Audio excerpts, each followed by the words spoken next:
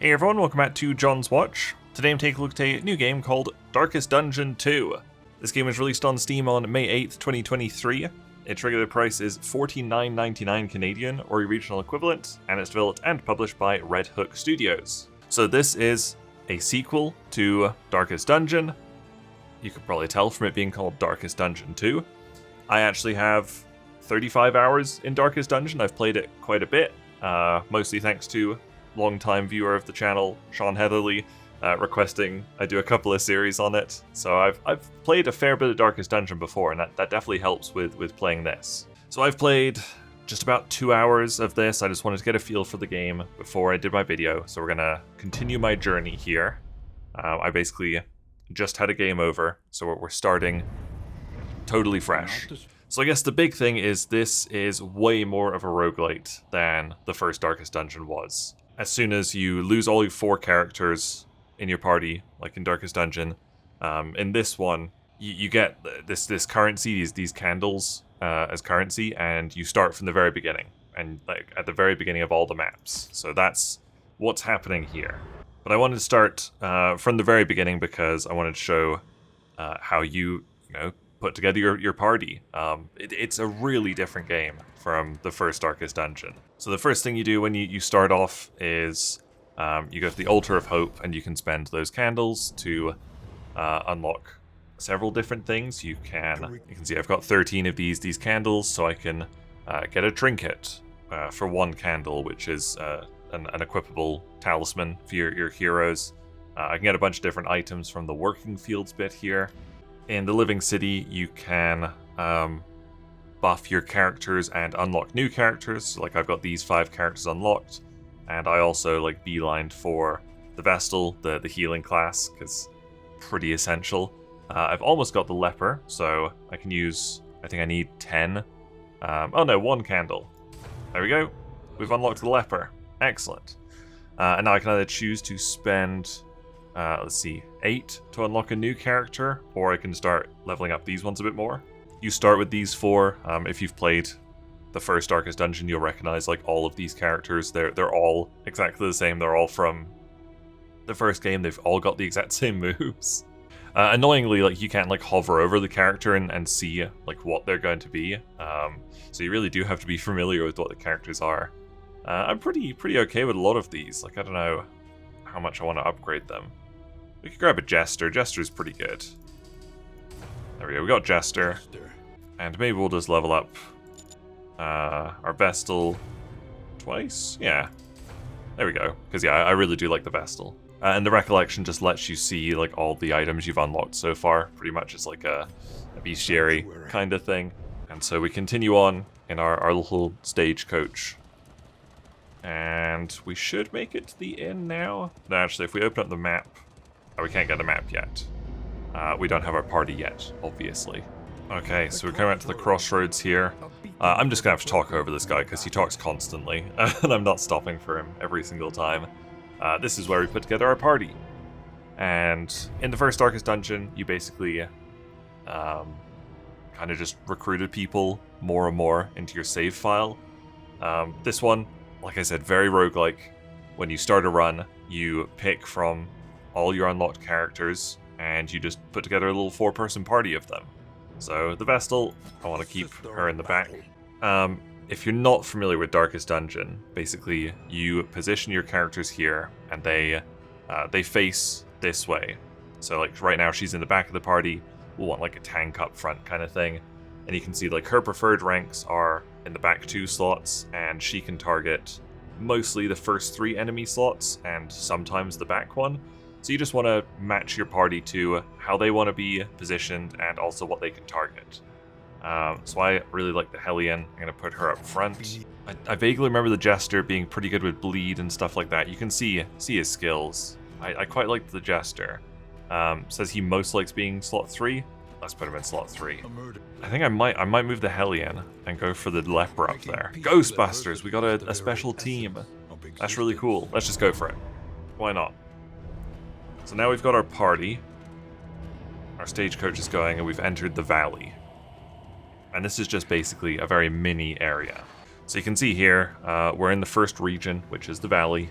There's 7 leagues to the inn. I don't really know how it measures the leagues. But we've got our mini-map here, and it is the roguelike mini-map. We're right here.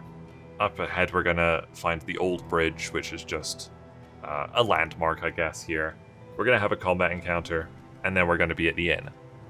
And that's it. So we press W to start moving our stagecoach. It turns by itself, but you kind of want to run it into things in the road, like these leaf piles, because sometimes you can get stuff. It does control, like, really awkwardly. It's got to be said. I guess it's going for, like, a natural movement. Okay, so here we go. We got our first combat encounter. It's going to be super easy. Let's see. Our Jester's going first. What can our Jester hit with? 3 to 6 damage. That looks pretty good. All of them do 3 to 6 damage. This one can bleed, which we do like. We do like a good bleed. And these two will move him around. So let's just go for a bleed on the Widow. Perfect. I don't know how much to explain Darkest Dungeon, honestly. I don't know if... I've got a lot of videos on it on this channel. I'll explain a little bit, I guess. You can see here, like, because she's bleeding now, she's going to take 3 damage for 3 turns. So she'll take 9 damage altogether. She's got 10 health. Basically, if I hit her one more time, she's just going to die automatically. Oh, damn it. I needed the Hellion in front, I guess. Because she's got this really cool ability called Iron Swan, but she has to be in the front. That's okay, she can still do Wicked Hack. And she can also do If It Bleeds, which is quite cool. So Wicked Hack is a lot of damage. Let's get this guy to bleed as well. Nice.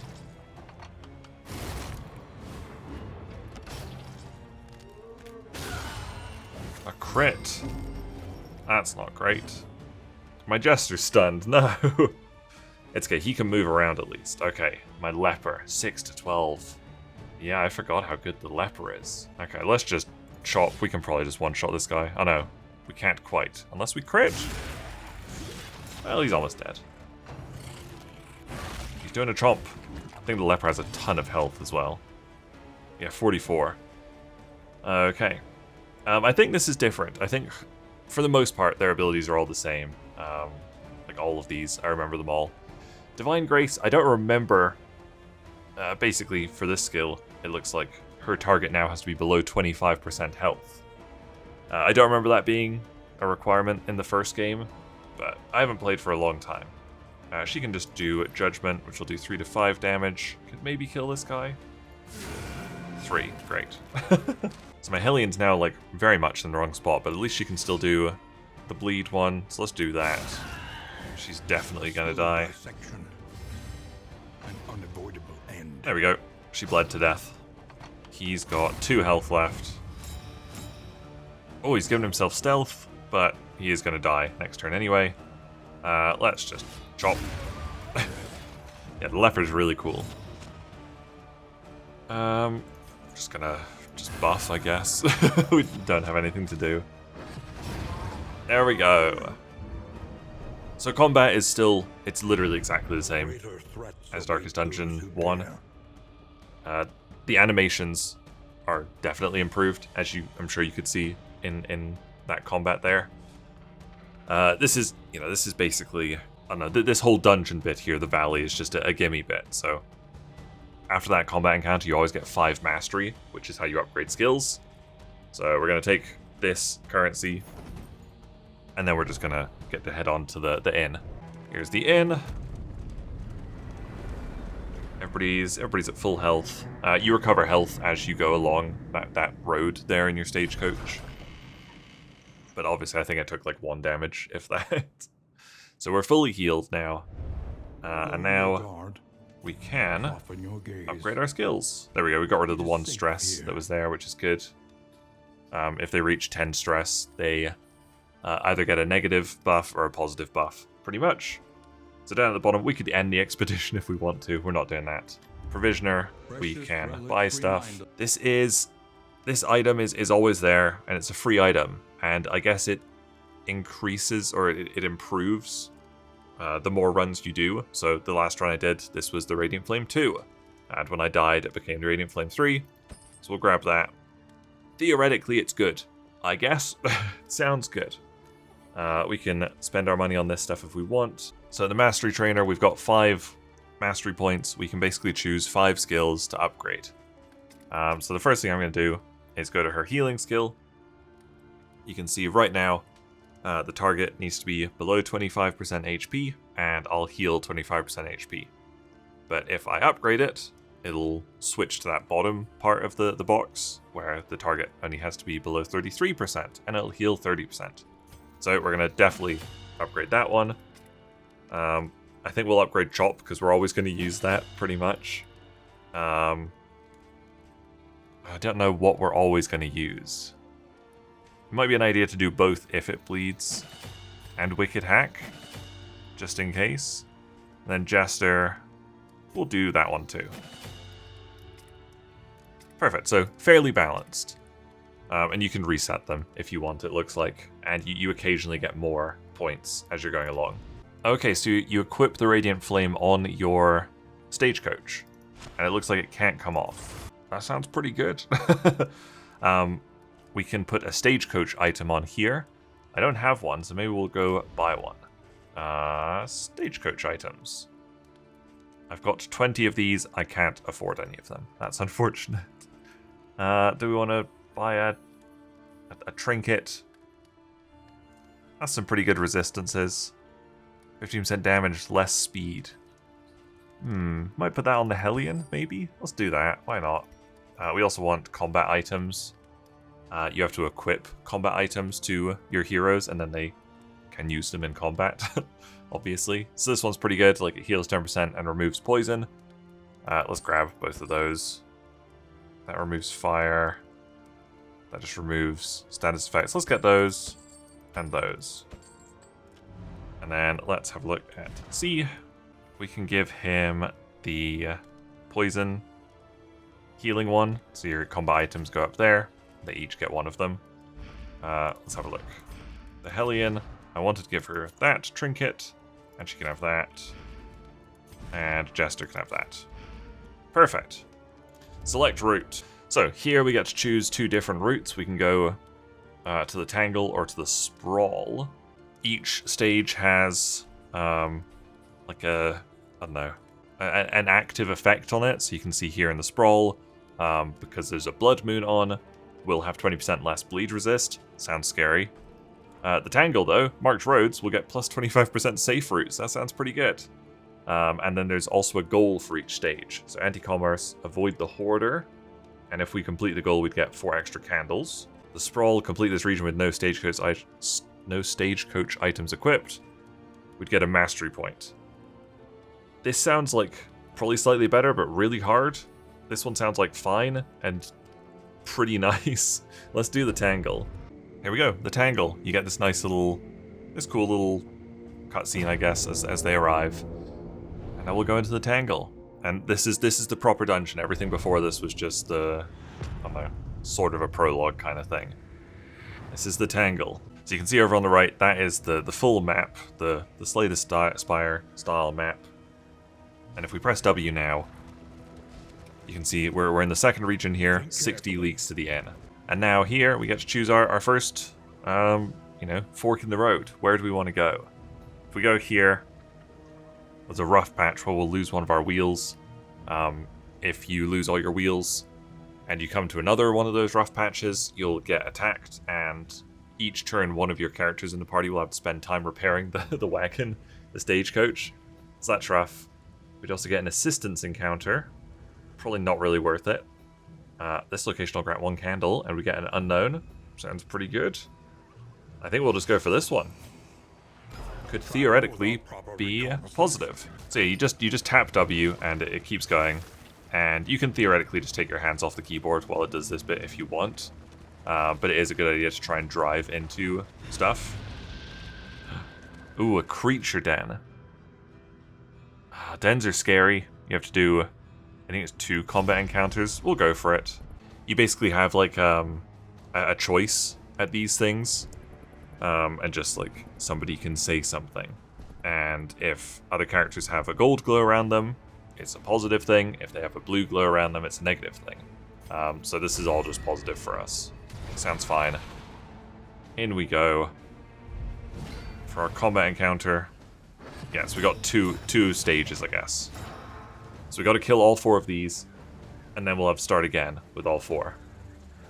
You're probably starting to see already, but the UI is very, very busy. Like, my leper already has 4 icons underneath him.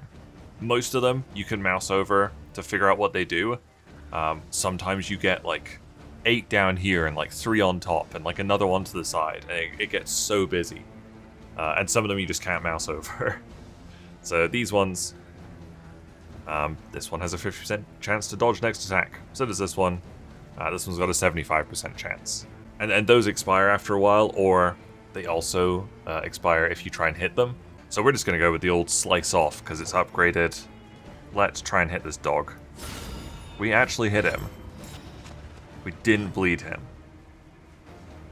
But we got rid of his dodge and he's going to take so much damage. So we'll just get somebody with like just a small attack to hit him.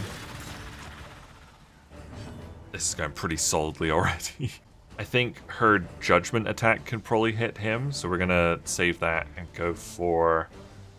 if it bleeds on this guy to try and get rid of a bit of his dodge. That wasn't too much damage. And vexation. So we should be able to do judgment on that dog. Done.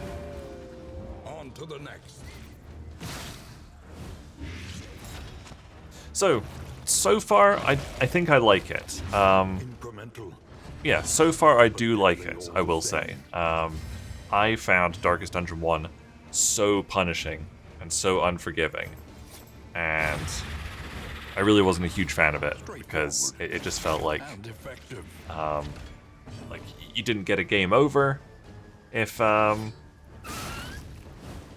you know, if all 4 of your party members died, but it felt like you lost so much progress if you did party wipe. Even though you didn't. Whereas this one, if you do party wipe, you lose a ton of progress, but it's a roguelike, so you get some, I don't know, you get some progress going. I prefer that style for sure. I don't think I have anything that can hit this back person. We're going to start clearing some of these bodies, I guess. What does the most damage? This one. Might be able to get rid of that. Close. But I will say, they really shouldn't have marketed this as a sequel.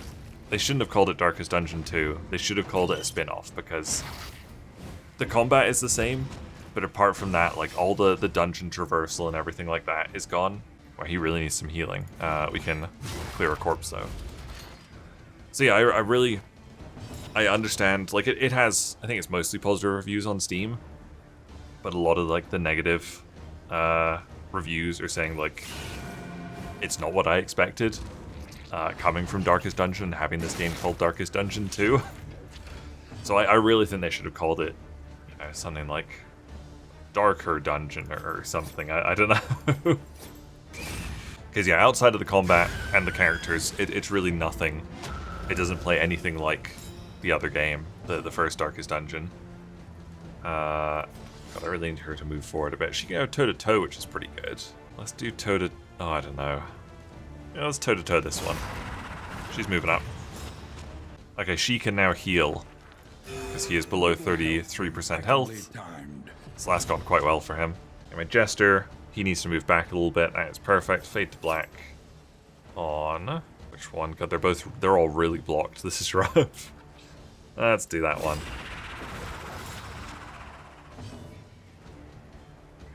We can now do a big old wicked hack. Oh, they're shielding. There we go. We got through the shield at least. Because he's back up at the front now. We're gonna buff him. So I think he needs a little bit of something. I didn't realize he could also heal himself. That's pretty useful. Oh, and we can also knock back people if he's in the front. That's cool. But we can probably do a ton of damage to this guy. 10 damage, my god. Great stuff. Yeah, so I am enjoying it, but it shouldn't be a sequel. It should just be a spin-off game, because it's not close enough to the first Darkest Dungeon. And like they do say, or they did say when it came out, that it's not meant to be a replacement for Darkest Dungeon. So why do you call it Darkest Dungeon 2? It you know, still doesn't really sit right, I guess. Okay, I think he's gonna die. Yes, he's gonna die next time he has a turn, which is good. Should we knock this guy back? Get him out of here, because he probably can't do much from the back. And then we could hack this one. Sure. Damn it. He has like 75% dodge right now, so it was probably going to happen. I think we can just keep doing judgment here. Try and get rid of some of that dodge. There we go, the dodge is gone. So yeah, like they disappear after a few turns, or if they use it up enough, I guess. So you might have seen there, this guy is on death's door. So death's door is something that happens when, in the first game, it happened when your characters got low enough health, and then basically, as it says here, every attack afterwards could permanently kill them. So luckily we don't have to keep attacking him. The bleed will hopefully just kill him. Oh, 26 damage, jeez. But as far as I can recall, enemies couldn't have like the death's door status in the first game, but now like specific enemies can in this one. Wicked pack. No, if it bleeds on that guy. Yeah, I don't know if he can do anything. Oh, he can do a little bit. I think he just ate the corpse though and healed. That's pretty funny. There we go, death blow, he's gone. Excellent stuff. So yeah, you now have to deal with other people having death's death's door. Let's just try and oh my goodness, that's kind of scary. If we can get a bleed on him. There we go, that's pretty good. We can, if it bleeds, or we can just probably kill him there. One left. It says I can use this, but I'm definitely not below 33% health. So let's get rid of those corpses. Otherwise he's going to eat them and heal. Let's do a heal. Why not? Lovely. Munch. Oh, big crit. Jesus. But we should be able to get this guy out of here pretty well. Here we go. Move the Hellion back a little bit, because she probably needs to heal. Close, almost dead. Now this chop should do it, yes. Oh, he's at death's door.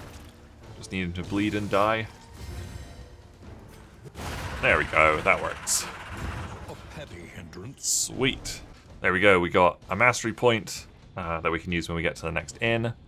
We got some congealed slime, which we just have to get to an inn, pretty much, which will get rid of some stress in our party and get us another mastery point. Pretty cool. So worth doing that little dungeon there. I don't know if we had a choice on that one. Some of them you do. Some of them you don't.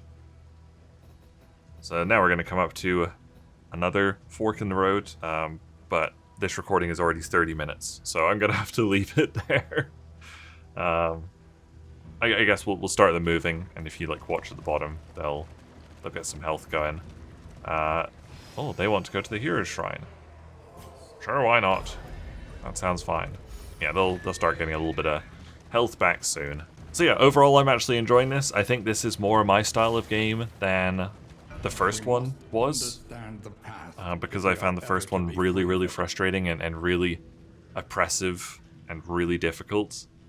And I just enjoy this more because it's more of a roguelike, and that's more my kind of game. But I know a lot of people really liked that first game, and so I really do wish they'd marketed this one slightly differently. Like, they can say it's not meant to be a replacement for the first Darkest Dungeon all they want, but calling it Darkest Dungeon 2 and making it supposedly a sequel definitely sets certain expectations for the game. So I think they should have called it something dungeon, you know, just to make it clear that it's, you know, in the same universe, Same characters, same combat style, but very different otherwise. So I do think that they should have thought the name through a bit more. There you go, that was a look at Darkest Dungeon 2. Thank you guys very much for watching. Make sure you leave a like and subscribe if you enjoyed this video, and I'll see you guys later. Bye!